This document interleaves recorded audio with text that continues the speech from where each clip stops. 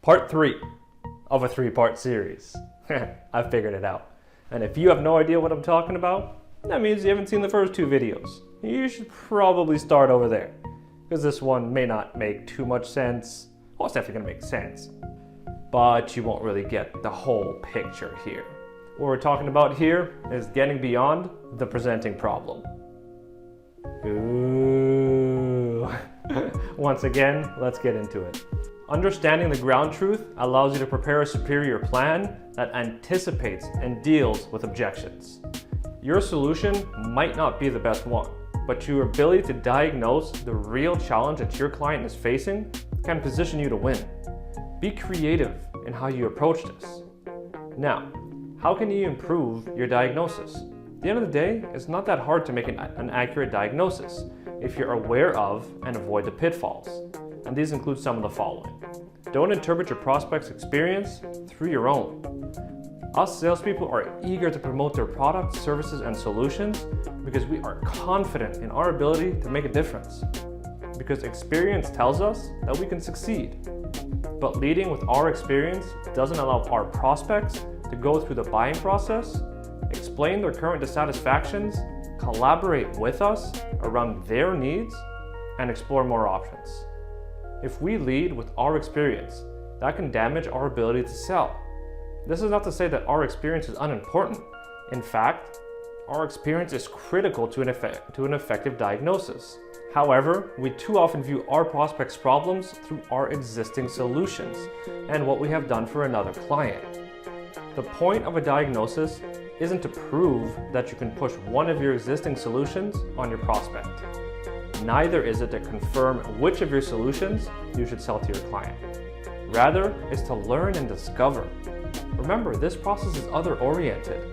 The important thing is to listen and understand. You can apply your experience later when you deepen your actual understanding. Don't ignore your dream client's vision. It's tempting to filter your client's situation through your own vision of the proper solution, but you would be ignoring the client's vision. And although it is true that your client does not always have the knowledge and expertise to know how their results can actually be improved, when you are open to understanding, you will often find that they actually have a vision of what they need themselves, whether they realize it or not. They're assessing ideas based on those visions already. Your job is to find out how they see their business results improving. Even if they are wrong about what's necessary, you must understand that they believe it to be necessary and work from there. Otherwise, they'll feel like you're just shoving something right down their throat, and nobody likes that. Consider the constraints and obstacles. It's vital that you uncover the constraints that hinder solutions, whether they be financial, process, external, or limitations. You must uncover any obstacles that stand in the way of developing, selling, implementing, and executing your solution.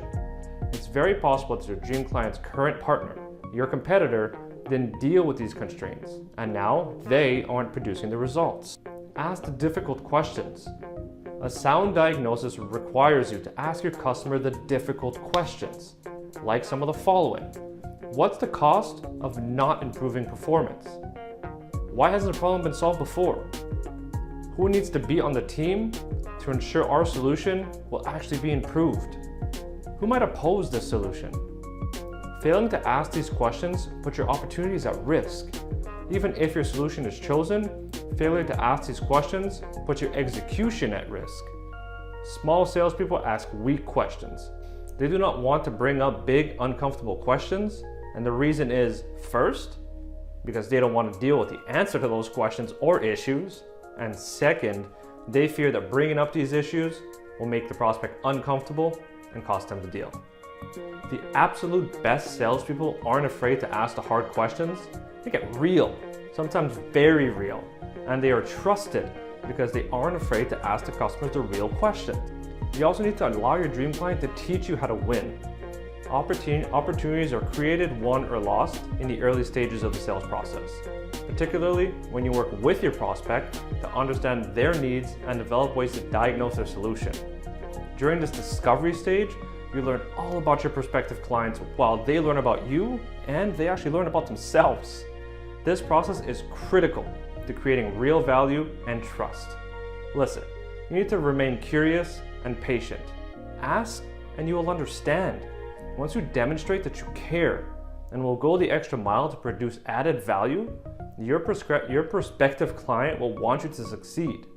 Once they see that you want to learn, they'll be willing to teach you what you need to know, as long as you ask the right questions.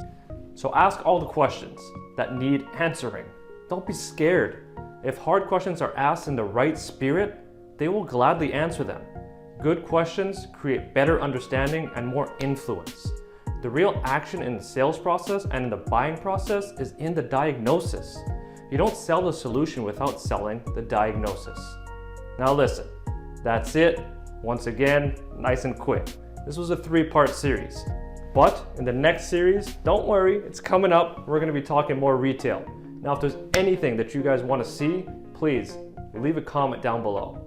As usual, I'm not gonna ask you to like, comment, and subscribe, but like, comment, subscribe, please. Thank you. I'll see you in the next one.